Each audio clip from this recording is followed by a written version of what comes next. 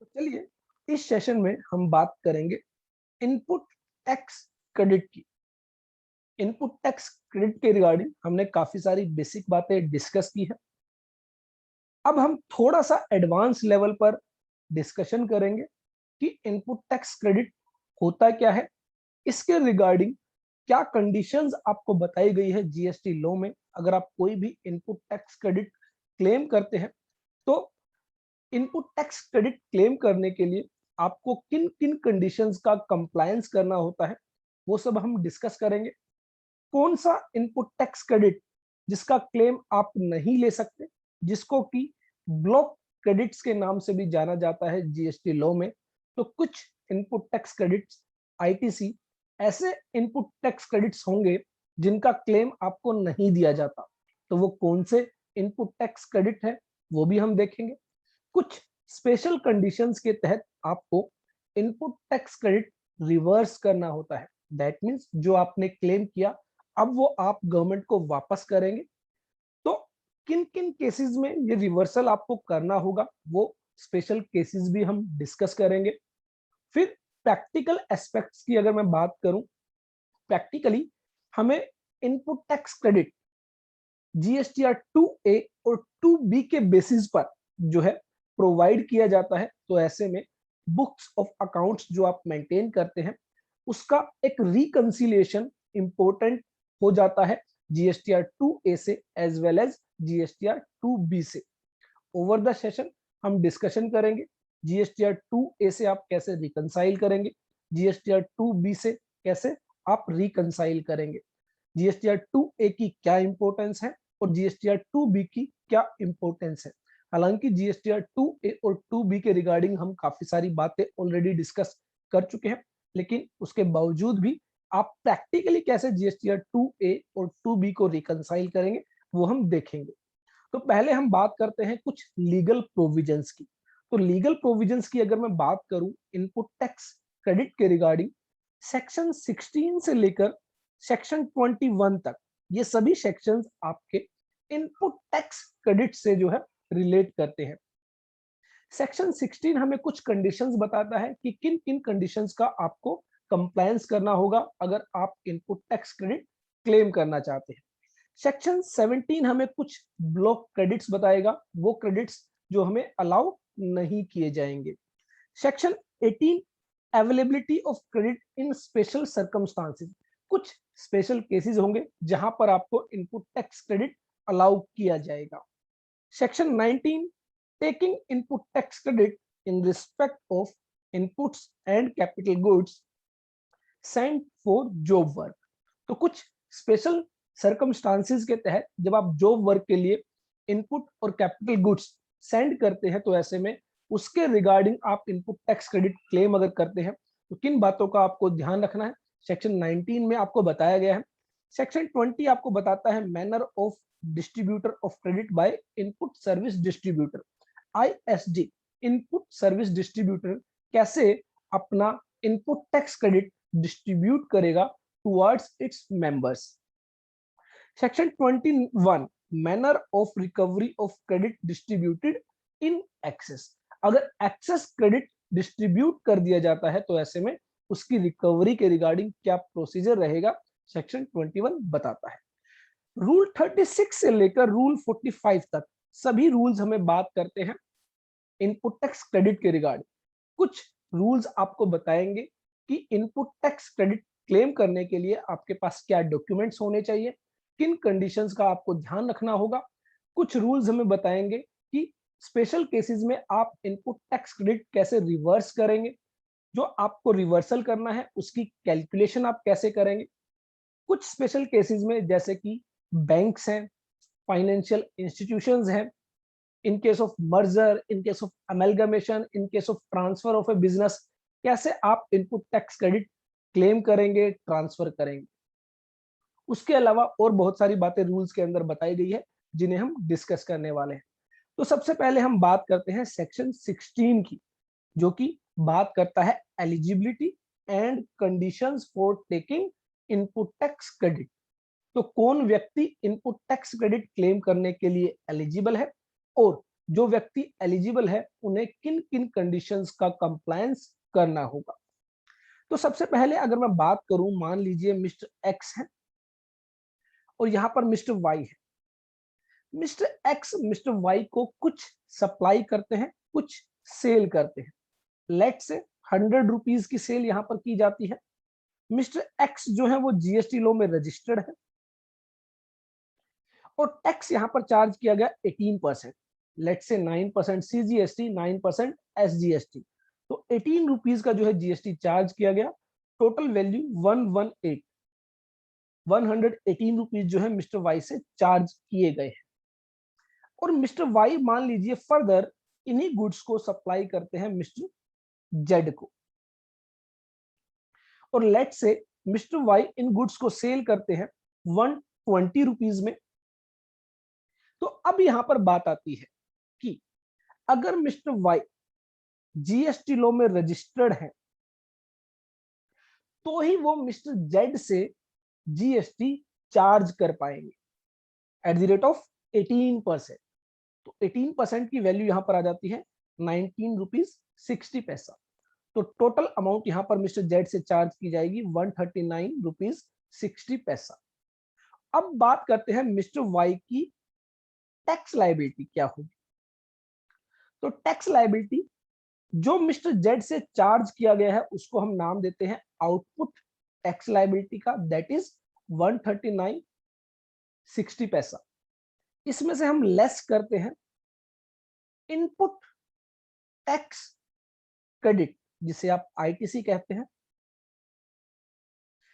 18 rupees, sorry, output tax liability आपकी है 19 rupees 60 पैसा जो आपने जीएसटी के नाम का चार्ज किया है, और यहाँ पर 18 रुपीज की हमारी इनपुट टैक्स क्रेडिट है।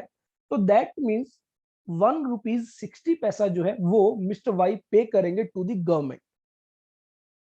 तो इस तरह बेसिकली आपका इनपुट टैक्स क्रेडिट, जो आपका इनपुट टैक्स होता है उसका क्रेडिट आपको दिया जाता है, जो आपकी आउटपुट टैक्स लायबिलिटी है उसमें से आप लेस करते हैं, और बैलेंस अमाउंट जो है वो आप पे करते हैं टू द गवर्नमेंट। अगर आपके पास इनपुट टैक्स क्रेडिट बैलेंस ज्यादा है, आपकी आउटपुट टैक्स लायबिलिटी कम है, तो ऐसे में आपको गवर्नमेंट को कुछ भी पे नहीं करना है, और जो आपकी एक्सेस अमाउंट है वो आपकी कैरी फॉरवर्ड कर दी जाती है टू द नेक्स्ट पीरियड। तो अब यहाँ पर 1 रुपीज 60 पैसा जो है वो मिस्टर वाई गवर्नमेंट को पे करेंगे। तो सबसे पहली बात जो हमने देखी, मिस्टर वाई अगर जीएसटी लॉ में रजिस्टर्ड होंगे तभी वो मिस्टर जेड से जीएसटी चार्ज कर पाएंगे। और ये ऑलरेडी हम डिस्कस भी कर चुके हैं कि एक रजिस्टर्ड पर्सन ही जीएसटी चार्ज कर सकता है, जो व्यक्ति जीएसटी लॉ में रजिस्टर्ड नहीं है वो जीएसटी चार्ज नहीं कर सकता। सिमिलर वे में जो इनपुट टैक्स क्रेडिट क्लेम जो दिया जाएगा वो भी किसको दिया जाएगा, जो व्यक्ति जीएसटी लॉ में रजिस्टर्ड होगा। जो व्यक्ति जीएसटी लॉ में रजिस्टर्ड ही नहीं होगा, मान लीजिए मिस्टर वाई क्या है, अनरजिस्टर्ड, तो क्या ऐसे में वो मिस्टर जेड से टैक्स चार्ज कर पाएंगे? The answer is no. और जब वो मिस्टर जेड से कोई टैक्स चार्ज ही नहीं करेंगे तो ऐसे में उनको इनपुट टैक्स क्रेडिट का क्लेम भी नहीं दिया जाएगा। तो दैट मीन्स एक अनरजिस्टर्ड पर्सन जो है ना ही तो जीएसटी चार्ज कर सकता है और ना ही उसको इनपुट टैक्स क्रेडिट का क्लेम मिलता है। तो सबसे पहली बात जो आती है एलिजिबिलिटी की, तो इनपुट टैक्स क्रेडिट क्लेम करने के लिए आपको जीएसटी लॉ में रजिस्टर्ड होना जरूरी है। According to section 16 subsection 1, every registered person shall, subject to such conditions and restrictions as may be prescribed। तो कुछ कंडीशंस और कुछ रिस्ट्रिक्शंस आपको फॉलो करनी होंगी, उन सबको फॉलो करते हुए and in the manner specified in section 49 be entitled to take credit of input tax charged on any supply of goods or services or both to him। तो जो सर्विसेज, जो गुड्स की सप्लाई उसको की जाती है और उस पर जो टैक्स चार्ज किया जाता है उसका इनपुट टैक्स क्रेडिट उसे दिया जाएगा, किसे, जो जीएसटी लॉ में रजिस्टर्ड है, बट कुछ कंडीशंस आपको फॉलो करनी होंगी, कुछ रिस्ट्रिक्शंस आपको फॉलो करनी होंगी, और ये जो कंडीशंस हैं, ये जो रिस्ट्रिक्शंस हैं, ये आपको रूल 36 से लेकर रूल 45 के तहत बताई गई है। उसके अलावा सेक्शन 16 में भी कुछ बात बताई गई है, सेक्शन 18 में भी कुछ बात बताई गई है, सेक्शन 19 में भी कुछ बात बताई गई है, सेक्शन 20 में भी कुछ बात बताई गई है, वो भी आपको क्या करनी होगी, फॉलो करनी होगी। और जो मैनर आपको बताया जाएगा कि आप इनपुट टैक्स क्रेडिट कैसे यूज करेंगे, वो मैनर आपको बताया जाता है सेक्शन 49 में। सेक्शन 49 की अगर मैं बेसिकली बात करूं, सेक्शन 49 बात करता है पेमेंट ऑफ टैक्स की, कि जीएसटी लॉ में आप जो है टैक्सेस की पेमेंट कैसे करेंगे। तो वहां पर हम देखेंगे सेक्शन 49 बताता है कि टैक्सेस की पेमेंट करने के लिए जो आपकी टैक्स लायबिलिटी है, जिस जो हमने बात की आउटपुट टैक्स लायबिलिटी की, जो हमारे केस में है 19 रुपीज 60 पैसा, इसकी पेमेंट करने के लिए आप इनपुट टैक्स क्रेडिट कैसे यूटिलाइज करेंगे, ये हमें बताता है सेक्शन 49, जिसको हम डिटेल में डिस्कस करेंगे। एक मैनर आपको बताया गया है कि कौन सा इनपुट टैक्स क्रेडिट पहले आप यूज करेंगे, कौन सा इनपुट टैक्स क्रेडिट आप बाद में यूज करेंगे, तो वो आपको आना जरूरी है, तभी आप सही सही अपनी टैक्स लायबिलिटी डिटरमाइन कर पाएंगे और पे कर पाएंगे। तो यहां पर अगर हम बात करें, सेक्शन 16 हमें क्लियर करता है कि सबसे पहले आपको जीएसटी लॉ में रजिस्टर्ड होना जरूरी है अगर आप इनपुट टैक्स क्रेडिट लेना चाहते हैं, क्लेम करना चाहते हैं, और उसके बाद आपको फॉलो करनी होंगी कुछ कंडीशंस, कुछ रिस्ट्रिक्शंस। अब बात आई कि हम कौन सी सप्लाई का इनपुट टैक्स क्रेडिट क्लेम कर सकते हैं। क्या सभी सप्लाईज का हम इनपुट टैक्स क्रेडिट क्लेम कर सकते हैं?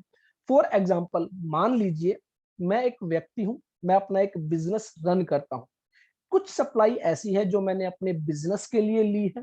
फॉर एग्जांपल, मैं कुछ गुड्स परचेज करता हूं, उन गुड्स को सेल करता हूं। गुड्स की जब मैं परचेज करता हूं तो उस पर कुछ मैं टैक्स पे करता हूं। तो ये तो हो गई मेरी वो सप्लाई जो बिजनेस से रिलेटेड है। मान लीजिए कुछ सप्लाई ऐसी है जो मेरी बिजनेस से रिलेटेड नहीं है। मान लीजिए मैंने एक रेफ्रिजरेटर खरीदा है अपने पर्सनल यूज के लिए, अपने घर के लिए, उस पर भी मैं जीएसटी पे करता हूं। तो क्या ऐसे में मुझे सभी सप्लाई का इनपुट टैक्स क्रेडिट क्लेम मिलेगा, या कुछ सिलेक्टेड सप्लाईज का ही इनपुट टैक्स क्रेडिट क्लेम मिलेगा?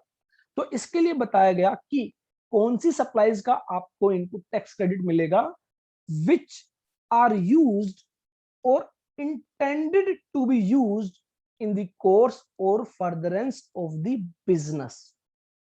तो जो सप्लाई आप अपने बिजनेस के दौरान, अपने बिजनेस के लिए ले रहे हैं, उन पर जो आप टैक्स पे कर रहे हैं, उन्हीं सप्लाईज का आपको इनपुट टैक्स क्रेडिट मिलेगा।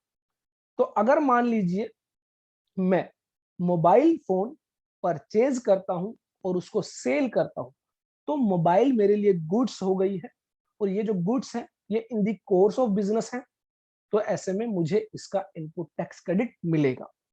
अब मान लीजिए मैं एक मैन्युफैक्चरर हूं, मैं एक मशीन खरीदता हूं, लेकिन उस मशीन को मैं सेल नहीं करता हूं, उस मशीन का यूज करते हुए मैं कुछ गुड्स मैन्युफैक्चर करता हूं और उन गुड्स की सेल करता हूं।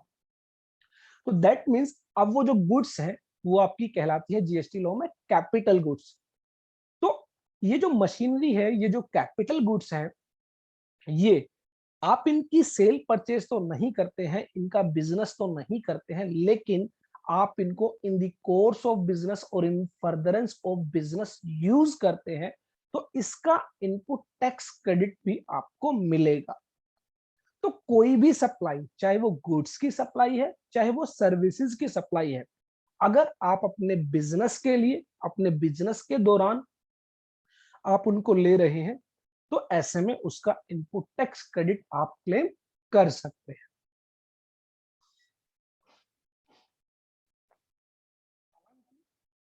एक बात का आपको ध्यान रखना है, जो भी सप्लाई जिस पर आप इनपुट टैक्स क्रेडिट क्लेम कर रहे हैं, वो इन the course or furtherance of business है, लेकिन फिर भी उसके बावजूद, जैसा कि यहां पर लिखा है, subject to such conditions and restrictions, तो ये कंडीशंस और रिस्ट्रिक्शंस आपको पता होनी जरूरी है।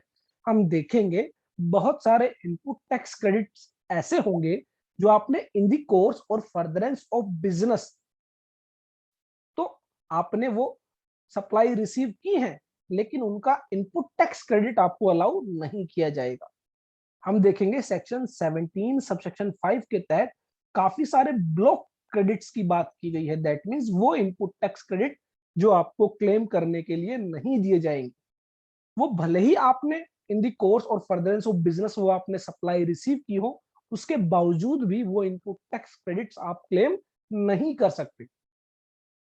तो सेक्शन 16 आपको क्लियरली बात बताता है कि भले ही आप वो इनपुट टैक्स क्रेडिट्स ले रहे हैं जो आपके इन दी course or furtherance of business है, उसके बावजूद भी आपको जो कंडीशंस और जो रिस्ट्रिक्शंस रूल्स के अंदर बताई गई है, अदर सेक्शंस में बताई गई है, वो आपको फॉलो करनी होगी। और उन रिस्ट्रिक्शंस और कंडीशंस के बाद अगर आपका इनपुट टैक्स क्रेडिट आपको अलाउ किया जाता है, तो ही आप वो इनपुट टैक्स क्रेडिट ले पाएंगे। तो कोई इनपुट टैक्स क्रेडिट जो यहां आपको दिखाई दे रहा है कि इन दी course or furtherance of business है, उसको आप क्लेम करना चाहते हैं, तो ऐसे में आप बाकी अदर कंडीशंस और रिस्ट्रिक्शंस को भी चेक करेंगे। अगर वो कंडीशंस और रिस्ट्रिक्शंस आपको इनपुट टैक्स क्रेडिट लेने से नहीं रोकती है, तो आप इनपुट टैक्स क्रेडिट ले सकते हैं। Subsection 2, notwithstanding anything contained in this section, no registered person shall be entitled to the credit of any input tax in respect of any supply of goods or services or both to him unless।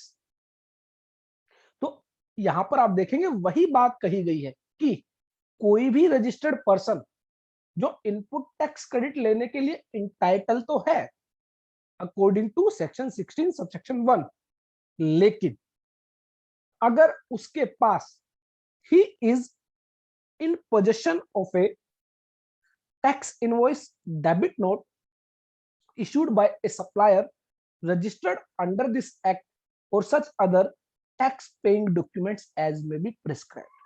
तो जब तक उसके पास एक tax invoice नहीं होगा, एक debit note नहीं होगा, या कोई ऐसा डॉक्यूमेंट जिस पर यह पता चल सके कि उसने टैक्स पे किया है, जब तक और कोई ऐसा डॉक्यूमेंट नहीं होगा, तब तक उसको इनपुट टैक्स क्रेडिट नहीं दिया जाएगा।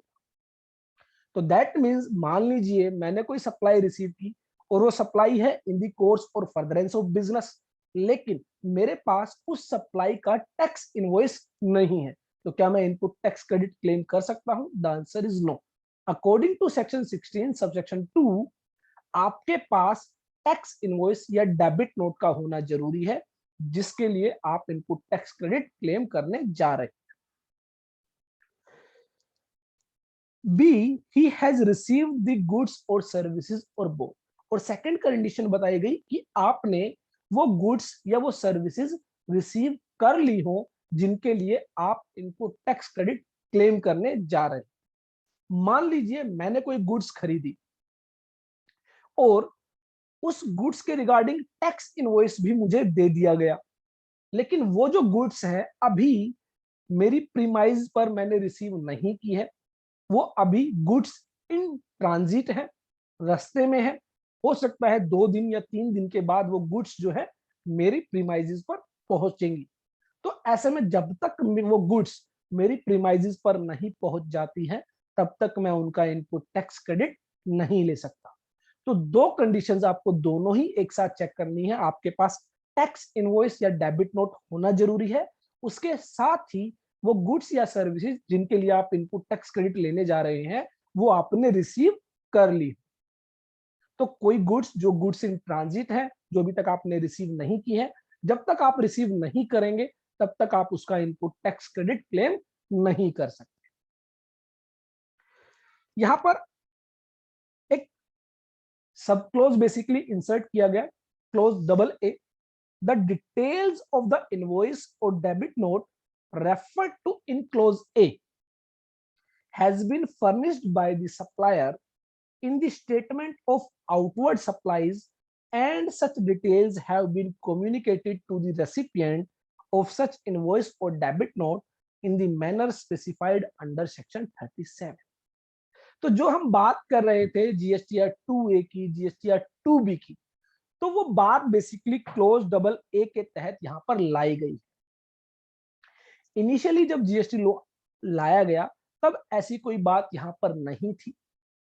तो एक परेशानी जो आ रही थी, परेशानी ये आ रही थी कि जो गवर्नमेंट है, वो गवर्नमेंट का कहना था कि आपको जो इनपुट टैक्स क्रेडिट मिलेगा वो जीएसटीआर 2A के बेसिस पर मिलेगा, और लेटर ऑन कहा गया कि 2B के बेसिस पर मिलेगा। लेकिन काफी सारे प्रोफेशनल्स का ये मानना था कि ऐसा कोई लीगल प्रोविजन जीएसटी लॉ में नहीं है जो आपको रिस्ट्रिक्ट करता हो कि आपको जो इनपुट टैक्स क्रेडिट का क्लेम मिलेगा वो जीएसटीआर 2A के बेसिस पर मिलेगा, जीएसटीआर 2B के बेसिस पर मिलेगा। तो उस कंफ्यूजन को दूर करने के लिए जीएसटी लॉ अमेंड किया गया और क्लोज डबल ए इंसर्ट किया गया, और कहा गया कि अगर आपके पास टैक्स इनवॉइस है तो वो टैक्स इनवॉइस आपके जीएसटीआर 2A, जीएसटीआर 2B में भी होना चाहिए।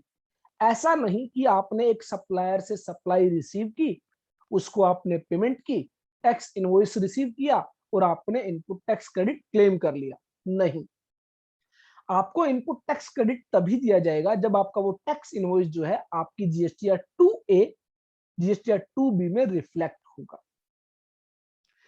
सिमिलर वैसा ही मैकेनिज्म है जैसा आप इनकम टैक्स के अंदर टीडीएस मैकेनिज्म फॉलो करते हैं इन द फॉर्म 26AS। जब कोई व्यक्ति आपका टैक्स डिडक्ट करता है तो वो व्यक्ति जो है टीडीएस रिटर्न फाइल करता है, और उस टीडीएस रिटर्न फाइल करने के बेसिस पर जो आपका टीडीएस डिडक्ट किया गया है वो आपके फॉर्म 26AS में रिफ्लेक्ट होता है।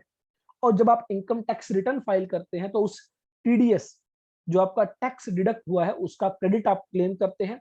आइदर आप अपनी टैक्स लायबिलिटी से एडजस्ट करते हैं या फिर रिफंड क्लेम करते हैं। दोनों ही सिचुएशन में गवर्नमेंट आपको टीडीएस का क्रेडिट तभी अलाउ करती है जब वो आपके फॉर्म 26AS में रिफ्लेक्ट होता है। सेम वे में यहां पर भी कॉन्सेप्ट रखा गया कि अगर आपने कोई सप्लाई रिसीव की है, आपने कोई परचेज की है, तो जिस व्यक्ति से आपने परचेज की है, जो सप्लायर है, जब अपनी जीएसटीआर 1 फाइल करेगा तो उस जीएसटीआर 1 के अंदर उस सप्लाई को भी रिपोर्ट करेगा, और जब वो जीएसटीआर 1 के अंदर उस सप्लाई को रिपोर्ट करेगा तो उस जीएसटीआर 1 के बेसिस पर जो रेसिपिएंट है, जो बायर है, उसके जीएसटीआर 2A के अंदर वो सप्लाई रिफ्लेक्ट होगी, और जीएसटीआर 2B के अंदर भी वो सप्लाई रिफ्लेक्ट होगी। और जब वो जीएसटीआर 2A, जीएसटीआर 2B में रिफ्लेक्ट होगी तभी आपको इनपुट टैक्स क्रेडिट दिया जाएगा। तो इसका मतलब ये हुआ कि अभी तक हमने जितना भी डिस्कशन किया, इनपुट टैक्स क्रेडिट क्लेम करने के लिए हमारे पास एक वैलिड डॉक्यूमेंट का होना जरूरी है, और वो जो डॉक्यूमेंट है वो टैक्स इनवॉइस भी हो सकता है, डेबिट नोट भी हो सकता है, या किसी अदर केस में कोई अदर डॉक्यूमेंट अगर एप्लीकेबल है तो वो अदर डॉक्यूमेंट भी हो सकता है। For example input service distributor के केस में जो है कोई भी टैक्स इनवॉइस या डेबिट नोट नहीं होता है, तो ऐसे में जो रेलिवेंट डॉक्यूमेंट है वो आपका टैक्स इनवॉइस या डेबिट नोट का काम करता है। तो हमारे पास वैलिड डॉक्यूमेंट का होना जरूरी है। सेकेंडली, हमने वो गुड्स या सर्विसेज की सप्लाई रिसीव कर ली हो। तीसरा, जो सप्लाई है वो आपके जीएसटीआर 2A 2B में रिफ्लेक्ट होना जरूरी है। तो ये 3 कंडीशन जब पूरी होती है तो आप जो है इनपुट टैक्स क्रेडिट क्लेम करने के हकदार बनते हैं। उसके बाद एक एक्सप्लेनेशन यहां पर इंसर्ट की गई, सब्स्टिट्यूट की गई by the CGST amendment act 2018।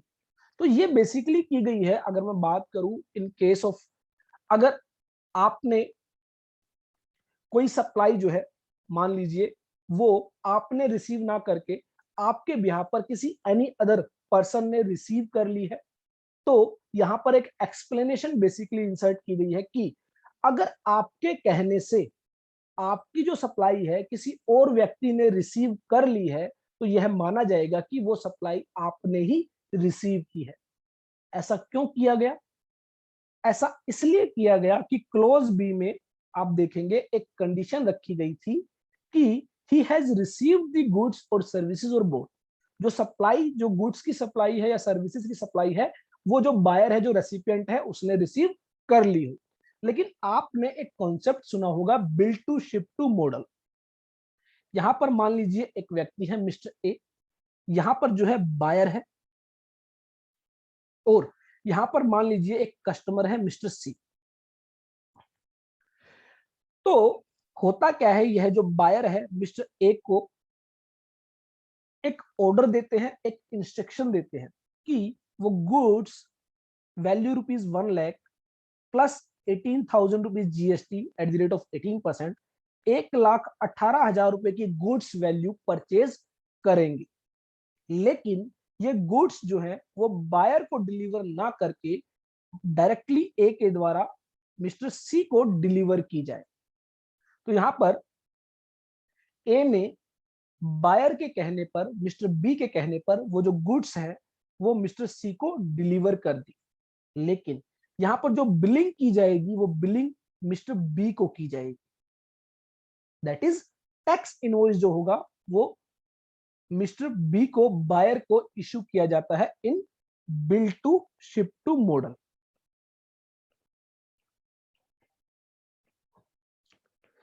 तो इस केस में अगर आप देखेंगे हमारी जो कंडीशन बी थी वो फुलफिल नहीं होती है। क्यों? बायर ने यह सप्लाई एक्चुअली ली है, लेकिन गुड्स रिसीव की गई है बाय मिस्टर सी, बायर के द्वारा गुड्स रिसीव नहीं की गई। अब आप देखेंगे टैक्स इनवॉइस तो मिस्टर बी के पास है, लेकिन गुड्स मिस्टर बी के द्वारा रिसीव नहीं की गई। मिस्टर बी के कहने पर सी को डिलीवरी दी गई और मिस्टर सी ने वो गुड्स रिसीव की है। तो उस केस में कहा गया कि यह माना जाएगा ये जो गुड्स हैं ये मिस्टर बी ने रिसीव कर ली है और इनपुट टैक्स क्रेडिट जो है उसको दिया जाएगा। तो यहां पर कहा गया for the purpose of this close it shall be deemed that the registered person has received the goods। registered person यहां पर बात की गई है मिस्टर बी की।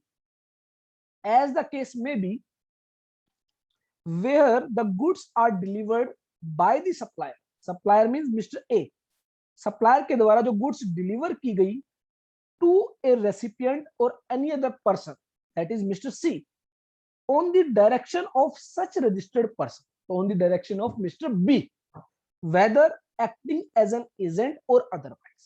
एक एजेंट के तौर पर हो या फिर अदरवाइज हो, दोनों ही केसेस में बिफोर और during movement of goods either by way of transfer of document of title to goods और अदरवाइज।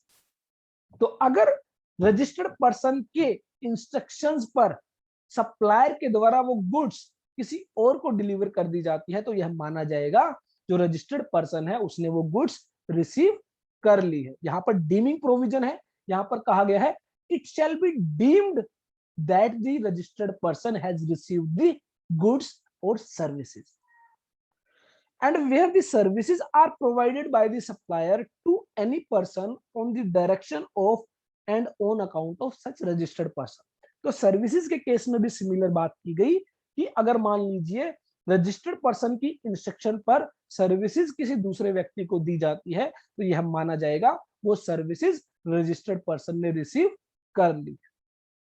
तो ये बेसिकली एक जो है एक्सप्लेनेशन यहाँ पर रखी गई ताकि कोई प्रॉब्लम ना हो इन केस ऑफ जहां पर रजिस्टर्ड पर्सन इंस्ट्रक्शंस देता है और गुड्स की डिलीवरी कहीं और की जाती है, तो ऐसे में वहां पर इनपुट टैक्स क्रेडिट क्लेम करने में किसी भी तरह की कोई परेशानी ना हो।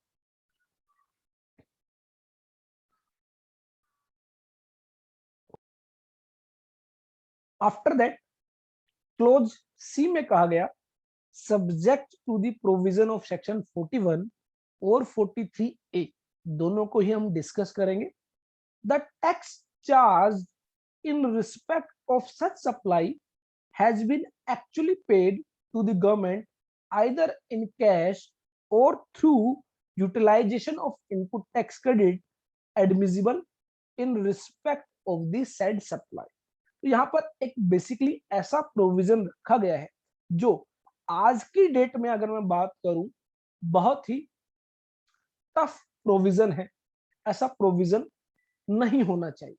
और वो प्रोविजन क्या है कि मिस्टर एक्स ने, हमने देखा था जो डिस्कशन हमने किया, मिस्टर एक्स ने गुड्स सेल की मिस्टर वाई को, और मिस्टर वाई जो है, जो 18 रुपीज का टैक्स पे किया गया, इसका इनपुट टैक्स क्रेडिट क्लेम करना चाहते हैं। लेकिन गवर्नमेंट ने कहा कि ये इनपुट टैक्स क्रेडिट हम आपको दे तो देंगे, लेकिन उससे पहले आपको चेक करना होगा कि क्या जो मिस्टर एक्स हैं, जो सप्लायर है, क्या उन्होंने ये जो 18 रुपीज का टैक्स है, क्या ये पे कर दिया या नहीं। तो थोड़ा सा आपको यहां पर लगेगा कि ऐसा प्रोविजन जो है काफी हरास प्रोविजन है, परेशान कर सकता है बायर को। लेकिन गवर्नमेंट जो है यहाँ पर इंश्योर करना चाहती है कि जो गवर्नमेंट के जो ड्यूज है वो गवर्नमेंट तक पहुंच जाए और बीच में किसी भी तरह का जो कोई भी फ्रॉड ना हो, कोई भी टैक्स चोरी ना हो। तो गवर्नमेंट ने कहा कि जब मिस्टर एक्स अपना टैक्स पे कर देंगे तो आपको इनपुट टैक्स क्रेडिट अलाउ किया जाएगा। अब आपको कैसे पता चलेगा कि मिस्टर एक्स ने टैक्स पे किया या नहीं किया। तो जैसा कि आप सबको पता है कि GSTR-3B फाइल की जाती है by the every registered person. जो भी रेगुलर टैक्सेबल पर्सन है वो GSTR-3B फाइल करते हैं और अपनी टैक्स लायबिलिटी डिस्चार्ज करते हैं। तो हमें चेक करना होगा कि क्या मिस्टर एक्स ने अपनी GSTR-3B फाइल कर दी या नहीं। अगर मिस्टर एक्स ने GSTR-3B फाइल कर दी है तो ऐसे में उसने अपनी टैक्स लायबिलिटी भी डिस्चार्ज कर दी होगी। लेकिन अब एक और सवाल आता है कि सर ये कैसे पता चलेगा कि GSTR-3B में उन्होंने वो टैक्स लायबिलिटी डिस्चार्ज की या नहीं जो आपसे रिलेटेड है। दैट मीन्स ये कैसे पता चलेगा कि मिस्टर एक्स ने 18 रुपीज की पेमेंट इस GSTR-3B में की है या नहीं।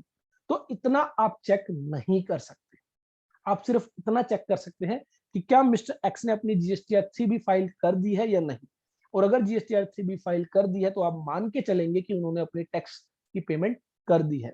दूसरा, आप इंश्योर कर सकते हैं GSTR-2A के जरिए। इसका मतलब कि अगर GSTR-2A में या 2B में वो सप्लाई रिफ्लेक्ट हो रही है तो इसका मतलब सप्लायर ने वो सप्लाई तो अपनी GSTR-1 में रिपोर्ट की ही है, और जब GSTR-1 में रिपोर्टिंग की गई है तो GSTR-3B में भी उसने वो टैक्स लायबिलिटी डिस्चार्ज कर दी होगी। लेकिन गवर्नमेंट ने यहाँ पर एक कंडीशन आप पर लगा दी है, अगर भविष्य में ये पता चलता है कि उस व्यक्ति ने वो टैक्स पे नहीं किया है तो गवर्नमेंट आपसे वो टैक्स वसूल सकती है। क्योंकि यहाँ पर साफ साफ एक कंडीशन लगा दी है कि the tax charge in respect of such supply has been actually paid to the government either by cash or by utilization of input tax credit। Supplier ने, मिस्टर एक्स ने वो टैक्स लायबिलिटी पे कैसे भी की हो, चाहे कैश लेजर यूज किया हो चाहे क्रेडिट लेजर यूज किया हो, इससे फर्क नहीं पड़ता, बस टैक्स पे होना जरूरी है। और अगर टैक्स पे नहीं हुआ तो बायर से वो टैक्स लायबिलिटी रिकवर की जा सकती है। क्यों रिकवर की जा सकती है? क्योंकि इनपुट टैक्स क्रेडिट क्लेम करने के लिए आपके ऊपर सीधा सीधा एक कंडीशन डाली गई है, अगर सप्लायर ने उस पर टैक्स पे कर दिया है तो आपको इनपुट टैक्स क्रेडिट मिलेगा। अगर सप्लायर ने वो टैक्स पे नहीं किया है तो आप उस इनपुट टैक्स क्रेडिट को क्लेम करने के हकदार नहीं है। तो ऐसे में जो आपने इनपुट टैक्स क्रेडिट क्लेम किया है वो गलत क्लेम किया है, वो आपको विद इंटरेस्ट पे करना पड़ सकता है। हालांकि काफी सारे प्रोफेशनल्स का ये मानना है ये जो प्रोविजन है ये इनवैलिड है, इसकी कोई वैलिडिटी नहीं है। लेकिन एज ए प्रोफेशनल वो जो है अपनी ओपिनियन रख सकते हैं। बाकी ये जो मैटर है हो सकता है इन नियर फ्यूचर जो है किसी कोर्ट में किसी जो है लॉ के तहत इसको चैलेंज किया जाए, और अगर कोई फेवरेबल जजमेंट आती है तो हम सोच सकते हैं। अदरवाइज तब तक आपको ध्यान रखना है कि अगर सप्लायर ने टैक्स पे नहीं किया तो गवर्नमेंट CBIC डिपार्टमेंट जो है आपसे टैक्स वसूल सकता है। एंड डी जो लास्ट कंडीशन बताई गई, he has furnished the return under section 39। तो यहाँ पर बेसिकली बात की गई है बायर की। बायर ने अपनी रिटर्न फाइल कर दी हो, कौन सी? GST return, GSTR 3B। Reason being, आप देखेंगे इनपुट टैक्स क्रेडिट जो आप क्लेम करते हैं वो क्लेम करते हैं थ्रू जीएसटीआर 3B। तो जीएसटीआर 3B जब आप फाइल करेंगे तभी आपको इनपुट टैक्स क्रेडिट मिलेगा, और जीएसटीआर 3B के जरिए आप जो इनपुट टैक्स क्रेडिट क्लेम करेंगे वो आपके इलेक्ट्रॉनिक क्रेडिट लेजर में वो अमाउंट जो है वो शिफ्ट कर दी जाती है। तो मान लीजिए आपने जो है सीजीएसटी, एसजीएसटी और आईजीएसटी, लेट से 1 लाख रुपीस का सीजीएसटी क्रेडिट आपने क्लेम किया, 1 लाख रुपीस का एसजीएसटी क्रेडिट आपने क्लेम किया, 20,000 रुपीस का आईजीएसटी क्रेडिट आपने क्लेम किया थ्रू जीएसटीआर 3B। तो ये जो तीनों अमाउंट्स है ये आपकी इलेक्ट्रॉनिक क्रेडिट लेजर में शिफ्ट कर दी जाती है। तो चौथी कंडीशन यहां पर आपको ध्यान रखनी है कि बायर जो है, जो रजिस्टर्ड पर्सन जो इनपुट टैक्स क्रेडिट क्लेम करना चाहता है, वो only and only through GSTR 3B input tax credit claim कर सकता है। अब यहां पर एक बात की गई थी, subject to the provision of section 41 and section 43A। तो बेसिकली सेक्शन 43A की अगर मैं पहले बात करूं तो सेक्शन 43A में वही बात बताई गई है कि इनपुट टैक्स क्रेडिट का जो क्लेम आपको दिया जाएगा वो जीएसटीआर 3B के जरिए ही आपको इनपुट टैक्स क्रेडिट का क्लेम दिया जाएगा। अगर कोई इनपुट टैक्स क्रेडिट आपने अपनी बुक्स ऑफ अकाउंट्स में तो रिकॉर्ड कर लिया, लेकिन जीएसटीआर 3B में आपने उसको क्लेम नहीं किया, तो वो इनपुट टैक्स क्रेडिट आपको जो है अलाउ नहीं किया जाएगा जब तक आप उसको जीएसटीआर 3B के जरिए क्लेम नहीं करते। और जीएसटीआर 3B के जरिए वो आपके इलेक्ट्रॉनिक क्रेडिट लेजर में शिफ्ट हो जाता है, और जब आप अपनी टैक्स लायबिलिटी डिस्चार्ज करते हैं, जो आपकी आउटपुट टैक्स लायबिलिटी है जब आप पे करते हैं, तो वो आप इलेक्ट्रॉनिक कैश लेजर और इलेक्ट्रॉनिक क्रेडिट लेजर के जरिए ही पे करते हैं। सेक्शन 41 अगर हम बात करें, सेक्शन 41 बात करता है प्रोविजनल इनपुट टैक्स क्रेडिट, जिसे हम प्रोविजनल आईटीसी बोलते हैं। What does mean by provisional?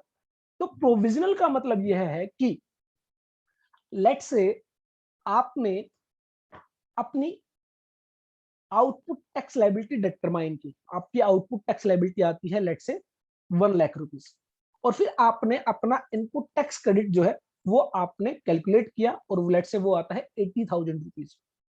तो अब बात आई कि ये कैसे पता चले कि आपने जो 80,000 कैलकुलेट किया है वो सही है? हो सकता है आपने कुछ फ्रॉड किया हो सकता है आपने कोई कैलकुलेशन एरर की हो।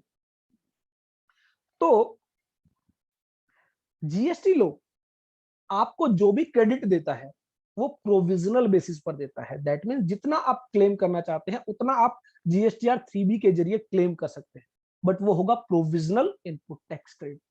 लेटर ऑन ये जो प्रोविजनल इनपुट टैक्स क्रेडिट होता है आपके जीएसटीआर 2A से जीएसटीआर 2B से रिकंसाइल किया जाता है, और उस रिकंसिलेशन के बाद जो अमाउंट आती है वो होगी आपकी फाइनल इनपुट टैक्स क्रेडिट।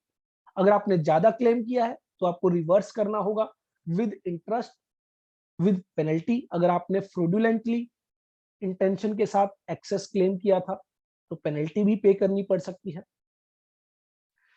और अगर आपने कम क्लेम किया है, अगर आपने कम क्लेम किया है तो जो आपका बैलेंस इनपुट टैक्स क्रेडिट है जो आपने कम क्लेम किया है उसको आप क्लेम कर सकते हैं, लेकिन उसके लिए भी एक टाइम लिमिट दी गई है। उस टाइम लिमिट के अंदर ही, उस टाइम लिमिट के तहत ही आप जो है वो इनपुट टैक्स क्रेडिट क्लेम कर सकते हैं। तो ये आपको ध्यान रखना है कि सेक्शन 41 आपको जो इनपुट टैक्स अलाउ करता है वो प्रोविजनल बेसिस पर करता है। दैट मींस आपकी जो कैलकुलेशंस है आपने जैसे कैलकुलेट किया है वो प्रोविजनल बेसिस पर उतना आपको इनपुट टैक्स क्रेडिट अलाउ कर देता है, लेकिन आपका जो एग्जैक्ट इनपुट टैक्स क्रेडिट है वो जीएसटीआर 2A 2B के रिकंसिलेशन के बाद ही फाइनल किया जाता है। अगर आपने ज्यादा क्लेम किया है तो विद इंटरेस्ट, विद पेनल्टी आपको पे करना पड़ सकता है, रिवर्स करना पड़ सकता है। और अगर आपने कम क्लेम किया है तो with in A time limit आप उसको क्लेम कर सकते हैं जितना आपने क्लेम नहीं किया है। और प्रोविजनल आईटीसी का भी मतलब यह नहीं है कि आपका जो मन आए वो इनपुट टैक्स क्रेडिट आप क्लेम कर लो। आपने कोई सप्लाई रिसीव ही नहीं की फिर भी आपने इनपुट टैक्स क्रेडिट क्लेम कर लिया, जी नहीं। हम देखेंगे जीएसटी लॉ के तहत रूल्स बताए गए हैं कि कितना आईटीसी भी आप प्रोविजनली क्लेम कर पाए। तो ये बेसिकली कंडीशंस थी सेक्शन 16 की, जो प्राइमा फेसी आपको कंप्लाई करनी होगी। उसके बाद आपकी अदर कंडीशंस जो है एप्लीकेबल होती है। सबसे पहले आपको सेक्शन 16 की कंडीशन चेक करनी होती है, और सेक्शन 16 की अगर मैं बात करूं, 4 कंडीशंस बेसिकली आप पर लगाई गई है। नंबर 1, आपके पास वैलिड डॉक्यूमेंट होना चाहिए। वो डॉक्यूमेंट जो है जीएसटीआर 2A या 2B का पार्ट होना चाहिए, और आपने वो गुड्स या सर्विसेज आपने रिसीव कर ली हो।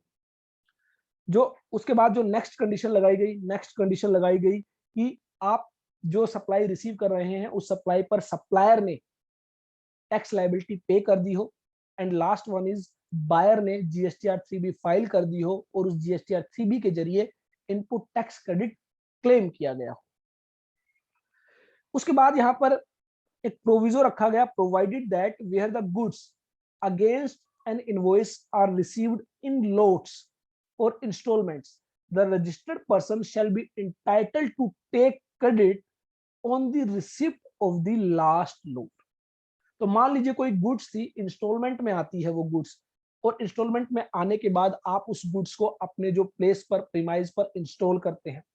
तो लेट्स से मान लीजिए 4 लोट्स के अंदर, लोट 1, लोट 2, लोट 3 एंड लोट 4, 4 लोट में वो गुड्स आपके पास आती है। तो कहा गया जब लास्ट लोट आप रिसीव कर लोगे तो यह माना जाएगा आपने गुड्स या सर्विसेज की जो भी सप्लाई है वो रिसीव कर ली है, और आप इनपुट टैक्स क्रेडिट के लिए एलिजिबल रहेंगे।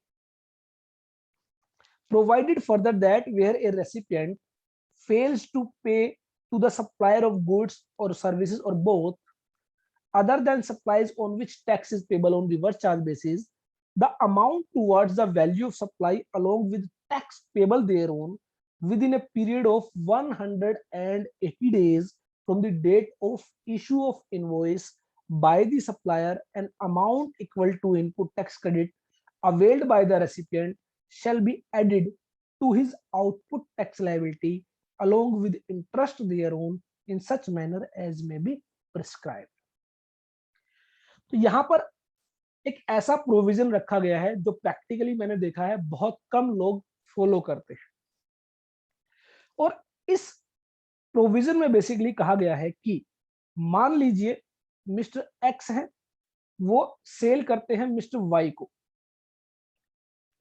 लेट्स से 100 रुपीज की गुड्स वैल्यू है, 18 रुपीज का टैक्स चार्ज किया गया, टोटल वैल्यू हमारी हो जाती है 118 रुपीज।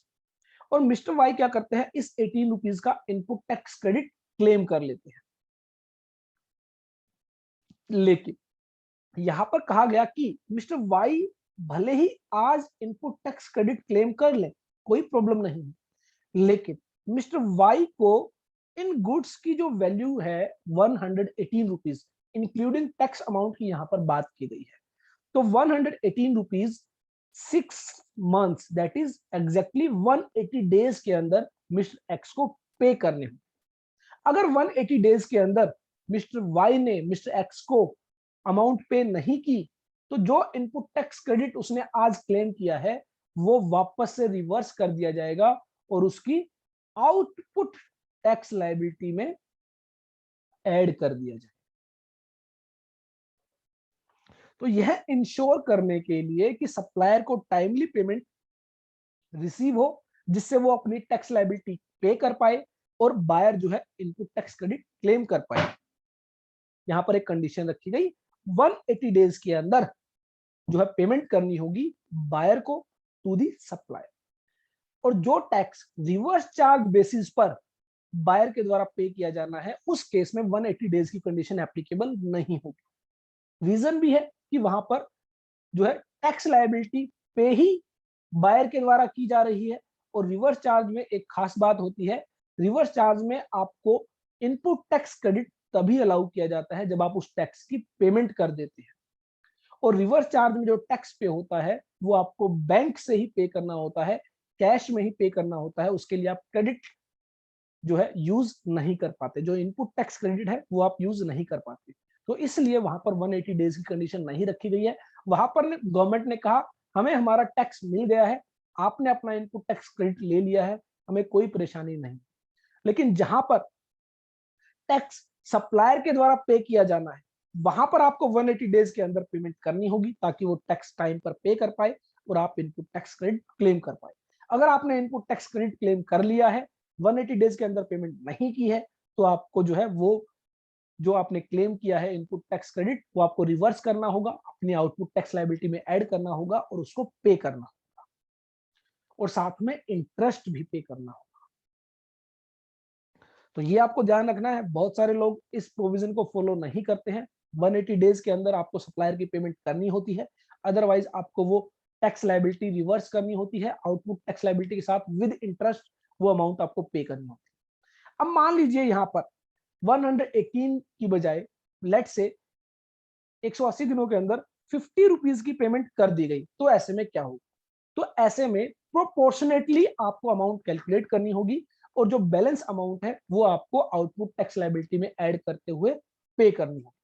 तो दैट मींस वन जो आपका 18 रुपीज का टैक्स है वो आपका 118 रुपीज पर है, तो यहाँ पर 50 रुपीज की जो पेमेंट है वो आप यहाँ पर कैलकुलेट करेंगे, और अकॉर्डिंगली जो आपकी अमाउंट आएगी, लेट से यहाँ पर हम कैलकुलेट कर लेते हैं 18 इंटू 50 डिवाइड बाई 118, तो यहाँ पर 7 रुपीज 62 पैसा जो है आपका वो इनपुट टैक्स क्रेडिट है जिसके लिए आपने पेमेंट कर दी है।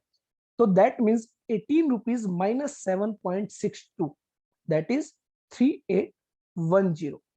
तो ये अमाउंट आपको क्या करनी होगी? रिवर्स करनी होगी, और आपको आउटपुट टैक्स लायबिलिटी में ऐड करते हुए पे करनी होगी विद इंटरेस्ट। तो ये आपको ध्यान रखना है, 180 डेज के अंदर आपको पेमेंट करनी होती है सप्लायर। उसके बाद जो नेक्स्ट बात कही गई, provided also that recipient shall be entitled to avail the credit of input tax payment made by him of the amount towards the value of supply of the goods or both along with tax payable thereon. तो basically यहाँ पर वही बात की गई है, अगर आप कुछ पेमेंट कर देते हैं तो आप प्रोपोर्शनेट बेसिस पर वो इनपुट टैक्स क्रेडिट आपको अलाउ किया जाएगा, और बैलेंस जो होगा वो आपको आउटपुट टैक्स लायबिलिटी के साथ पे करना होगा along with the interest.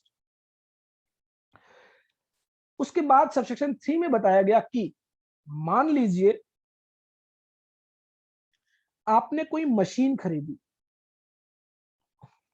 Late से उस मशीन की वैल्यू है 10 लाख रुपीज,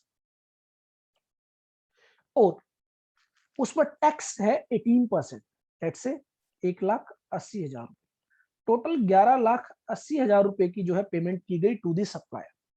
तो यहाँ पर इस 1,80,000 रुपए का आप क्या कर सकते हैं? इनपुट टैक्स क्रेडिट क्लेम कर सकते हैं, subject to the conditions and restrictions imposed by the GST law. तो जो बाकी के अदर प्रोविजंस है उन रिस्ट्रिक्शंस और कंडीशंस को फॉलो करते हुए अगर आप एलिजिबल है तो आप इनपुट टैक्स क्रेडिट क्लेम कर सकते हैं। लेकिन मान लीजिए किसी प्रोविजन की वजह से आपका यह क्रेडिट ब्लॉक क्रेडिट है, आप इसको क्लेम नहीं कर सकते, तो क्या होगा? तो पहले हम बात करते हैं, अगर आपको इनपुट टैक्स क्रेडिट अलाउ किया जाए तो आप क्या करेंगे। तो यहाँ पर पहले हम मान के चलते हैं आपको इनपुट टैक्स क्रेडिट अलाउ किया जाता है, तो आप क्या करेंगे? इस 10 लाख रुपीस की अमाउंट को क्या करते हैं? आप कैपिटलाइज करते हैं, और इस पर आप क्या क्लेम करते हैं? डेप्रीशिएशन क्लेम करते हैं। और इस 1,18,000 रुपीज का आप क्या करेंगे? इनपुट टैक्स क्रेडिट क्लेम करेंगे, और आपकी जो आउटपुट टैक्स लायबिलिटी होगी उससे आप एडजस्ट करेंगे। तो यहां पर एक बात कही गई है कि अगर मान लीजिए इस 1,80,000 रुपए का आप इनपुट टैक्स क्रेडिट नहीं लेते हैं, तो आप इस 1,80,000 रुपए को भी क्या करेंगे? कैपिटलाइज करेंगे, और उस पर डेप्रिसिएशन क्लेम करेंगे। लेकिन हम आपको दोनों बेनिफिट्स एक साथ नहीं देंगे।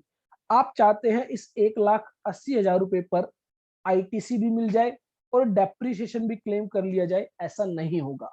या तो आपको डेप्रिसिएशन मिलेगा या आईटीसी, इन दोनों में से कोई भी एक आप ले सकते हैं। अगर आप आईटीसी का बेनिफिट लेते हैं तो डेप्रिसिएशन नहीं मिलेगा, और अगर आप आईटीसी का बेनिफिट नहीं लेते हैं तो आप डेप्रिसिएशन क्लेम कर सकते हैं। यहां पर हम बात कर रहे हैं टैक्स अमाउंट की, हम यहाँ पर 10 लाख रुपीस की बात नहीं कर रहे हैं। 10 लाख रुपीस पर आपको डेप्रिसिएशन मिलेगा, हम बात कर रहे हैं उस 10 लाख रुपीस पर आप जो 1,80,000 रुपए का टैक्स पे कर रहे हैं, उस पर आपको या तो आईटीसी मिलेगा, इनपुट टैक्स क्रेडिट मिलेगा, या फिर डेप्रिसिएशन मिलेगा, दोनों में से एक। Where the registered person has claimed depreciation on the tax component, that is 1,80,000, of the cost of capital goods and plant and machinery under the provision of the Income Tax Act 1961, the input tax credit on the said component shall not be allowed. अगर आप depreciation claim कर रहे हैं तो आपको input tax credit नहीं मिलेगा। ये आपको ध्यान रखना है, आइदर डेप्रिसिएशन और इनपुट टैक्स क्रेडिट दोनों में से एक, आप दोनों बेनिफिट एक साथ नहीं ले सकते। उसके बाद क्लोज 4 में कहा गया, a registered person shall not be entitled to take input tax credit in respect of any invoice or debit note for supply of goods or services or both after the due date of furnishing of return under section 39 for the month of September following the end of the financial year to which such invoice or debit note pertain, or furnishing of relevant annual return whichever is early। तो यहाँ पर एक ऐसे provision की बात की गई है जो हमने इस सेशन के दौरान डिस्कस भी की थी। हमने डिस्कस किया था कि जब आप इनपुट टैक्स क्रेडिट क्लेम करते हैं, वो इनपुट टैक्स क्रेडिट आपको सेक्शन 41 में प्रोविजनल बेसिस पर अलाउ किया जाता है। और यह जो आपका प्रोविजनल इनपुट टैक्स क्रेडिट होता है, इसको हम रिकंसाइल करते हैं जीएसटीआर 2A से जीएसटीआर 2B से। अगर जीएसटीआर 2A और 2B में जो आपका इनपुट टैक्स क्रेडिट है उससे ज्यादा आपने क्लेम किया है तो आपको विद इंटरेस्ट विद पेनल्टी वो excess input tax credit reverse करना होगा, पे करना होगा। और अगर आपने कम क्लेम किया है, प्रोविजनल आईटीसी आपने 100 रुपीज क्लेम किया, लेकिन जीएसटीआर 2A में 120 रुपीज का आईटीसी है, तो आपने 20 रुपीज का इनपुट टैक्स क्रेडिट कम क्लेम किया है, तो ऐसे में आप क्या करेंगे, उस 20 रुपीज के क्रेडिट को क्लेम करेंगे। लेकिन कब तक क्लेम कर सकते हैं, वो टाइम लिमिट बेसिकली यहां पर बताई गई है। सबसेक्शन 4 में कहा कि अगर मान लीजिए आप फाइनेंशियल ईयर 2020-21 से रिलेटेड कोई इनपुट टैक्स क्रेडिट भूल गए, मिस कर दिया, आपने क्लेम नहीं किया, प्रोविजनल आईटीसी के तहत जीएसटीआर 3B के अंदर आपने क्लेम नहीं किया, तो इसका क्रेडिट आप कब तक ले सकते हैं। फाइनेंशियल ईयर 2020-21 आपका एंड हो जाता है 31 मार्च 21 को। इसके बाद जो सितंबर मंथ आएगा, कौन सा सितंबर मंथ, सितंबर 2021, इस सितंबर 2021 की जो जीएसटीआर 3B रिटर्न होगी सेक्शन 39 के तहत, तो जीएसटीआर 3B की जो रिटर्न फाइल करने की जो ड्यू डेट होगी, कुछ केसेस में यह रिटर्न फाइलिंग ड्यू डेट 20 अक्टूबर होती है, कुछ केसेस में 22 अक्टूबर होती है, और कुछ केसेस में 24 अक्टूबर होती है। जिन लोगों को मंथली रिटर्न फाइल करने की रिक्वायरमेंट है उनके लिए 20th जो है 20th of the next month होती है। जिन केसेस में क्वार्टरली रिटर्न फाइल कर रहे हैं उन केसेस में जुलाई, अगस्त, सितंबर के लिए क्वार्टरली रिटर्न फाइल करने की ड्यू डेट है 22 एंड 24। कुछ स्टेट्स और यूनियन टेरिटरीज के केस में 22 है, कुछ स्टेट्स और यूनियन टेरिटरीज के केस में 24 है। ये ऑलरेडी हम डिस्कस भी कर चुके हैं अपने रिटर्न सेशन में कि किन किन केसेस में 22 है, किन किन केसेस में 24 है। तो बस आपको ध्यान रखना है, जो आपकी ड्यू डेट है सितंबर मंथ की जीएसटीआर 3B फाइल करने की, वो आपकी लास्ट डेट है टू क्लेम दैट आईटीसी। तो जो आईटीसी आपका रह गया है, उस आईटीसी को क्लेम करने के लिए आपकी लास्ट डेट क्या होगी, end of the financial year के बाद जो भी कमिंग सितंबर होगा, उस सितंबर की जीएसटीआर 3B फाइल करने की जो भी ड्यू डेट होगी, वो ड्यू डेट लास्ट डेट होगी उस फाइनेंशियल ईयर का इनपुट टैक्स क्रेडिट क्लेम करने की। तो मान लीजिए अगर आपने इन डेट्स तक फाइनेंशियल ईयर 2021 का कोई इनपुट टैक्स क्रेडिट क्लेम नहीं किया, उसके बाद आपको पता चला, तो क्या होगा, वो क्रेडिट लैप्स हो जाएगा, उसको आप क्लेम नहीं कर पाएंगे। तो इसलिए हमेशा ध्यान रखें कि जब भी आप ईयर एंड होता है उसके बाद आप अपने पूरे साल भर की रिकंसिलिएशन जरूर प्रिपेयर करें। जितना इनपुट टैक्स क्रेडिट आपके बुक्स अकाउंट्स में आपने रिकॉर्ड किया है उसको आप अपने जीएसटीआर 2A 2B से रिकंसाइल करें, और अगर आपने एक्सेस क्लेम किया है तो रिवर्स करें, और अगर आपने जो है मान लीजिए कम क्लेम किया है तो ऐसे में आप उसको सितंबर मंथ की 3B फाइल करने की जो ड्यू डेट है उस डेट तक क्लेम कर सकते हैं। तो मान लीजिए फाइनेंशियल ईयर 2021 के रिगार्डिंग आपको मई 21 में पता चलता है कि आपने कोई इनपुट टैक्स क्रेडिट मिस कर दिया था, तो आप मई 21 की 3B में क्लेम कर सकते हैं। मान लीजिए आपको जुलाई मंथ में पता चलता है कि फाइनेंशियल ईयर 2021 से रिलेटेड कोई इनपुट टैक्स क्रेडिट आपने मिस कर दिया था, तो आप उसको जुलाई मंथ की 3B के अंदर क्लेम कर सकते हैं। सिमिलर वे में अगर मान लीजिए आपको सितंबर मंथ में पता चलता है तो सितंबर मंथ की जीएसटीआर 3B में भी आप उसको क्लेम कर सकते हैं, लेकिन शर्त यह है कि आपको वो 3B ड्यू डेट या उससे पहले फाइल करनी होगी। अगर आपने ड्यू डेट के बाद फाइल की तो वो 2021 से रिलेटेड जो इनपुट टैक्स क्रेडिट होगा वो क्लेम आप नहीं ले पाए। तो ये आपको ध्यान रखना है। अगर एक्सेस क्लेम करोगे तो आपको रिवर्सल करनी होगी विद इंटरेस्ट विद पेनल्टी, आपको वो पे करना होगा। अगर आपने कम क्लेम किया है तो आप उसको सितंबर मंथ की जीएसटीआर 3B की ड्यू डेट तक क्लेम कर सकते हैं। आपके केस में जो भी ड्यू डेट एप्लीकेबल है, 20 है, 22 है, 24 है, वो लास्ट डेट होगी, उसके बाद आप क्लेम नहीं कर पाए। यहां पर भी सबसेक्शन 4 में एक प्रोविजो रखा गया, provided that the registered person shall be entitled to take input tax credit after the due date of furnishing of the return under section 39। लेकिन उससे पहले यहां पर एक छोटी सी बात जो हमने मिस कर दी। यहां पर बेसिकली कहा गया था कि ये जो ड्यू डेट होगी सितंबर मंथ की और जीएसटी एनुअल रिटर्न फाइल करने की जो ड्यू डेट होगी, जीएसटी एनुअल रिटर्न फाइल करने की जो डेट होगी, इन दोनों में से जो भी अर्लियर होगी वो आपकी लास्ट डेट होगी। हालांकि अगर मैं बात करूं practically GST annual return file करने की लास्ट डेट होती है 31 दिसंबर। For financial year 2021 it will be 31 December 21। तो जनरली ये जो आपकी डेट होगी ये सितंबर मंथ की ड्यू डेट के बाद ही होगी। इसलिए जनरली नॉर्मली आपकी जो सितंबर मंथ की जीएसटीआर 3B की जो ड्यू डेट होगी वही आपकी इनपुट टैक्स क्रेडिट क्लेम करने की लास्ट डेट होगी। लेकिन अगर आपने एनुअल रिटर्न इन ड्यू डेट से पहले फाइल कर दी, लेट से आपने जो एनुअल रिटर्न है वो 1 अक्टूबर 2021 को ही फाइल कर दी, तो ऐसे में आपकी जो लास्ट डेट होगी इनपुट टैक्स क्रेडिट क्लेम करने की वो होगी 1 अक्टूबर 21। यहां पर कहा गया है due date of the September month or date of furnishing of the relevant annual return. यहां पर एनुअल रिटर्न की ड्यू डेट की बात नहीं की गई है, यहां पर एनुअल रिटर्न की डेट ऑफ फाइलिंग की बात की गई है। तो जिस डेट में आप एनुअल रिटर्न फाइल करेंगे वो डेट रेलिवेंट होगी, एनुअल रिटर्न की ड्यू डेट रेलिवेंट नहीं होगी। सितंबर मंथ के लिए ड्यू डेट रेलिवेंट होगी, डेट ऑफ फाइलिंग रेलिवेंट नहीं होगी। तो ये आपको ध्यान रखना है कि इन दोनों में से जो भी पहले होगी वो डेट आपकी लास्ट डेट होगी इनपुट टैक्स क्रेडिट क्लेम करने के लिए।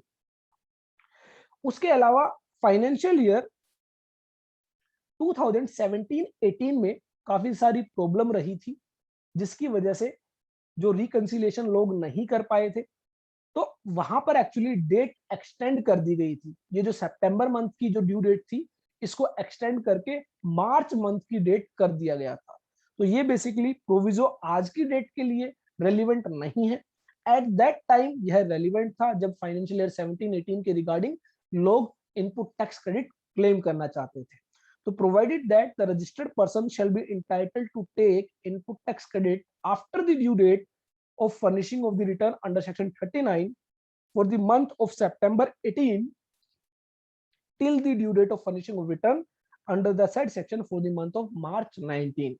तो उस समय जो है 17-18 के रिगार्डिंग वैसे तो ड्यू डेट ऑफ सितंबर 18 रेलिवेंट थी, लेकिन इसको एक्सटेंड करके मार्च 19 कर दिया गया था। दैट मींस मार्च 19 की जीएसटीआर 3B फाइल करने की जो ड्यू डेट होगी वो लास्ट डेट थी फाइनेंशियल ईयर 17-18 का इनपुट टैक्स क्रेडिट क्लेम करने के लिए। In respect of any invoice or invoice relating to such debit note for supply of goods or services or both made during the financial year 17-18, the details of which have been uploaded by the supplier under subsection 1 of section 37 till the due date for furnishing the details under section 1 of said section for the month of March 9।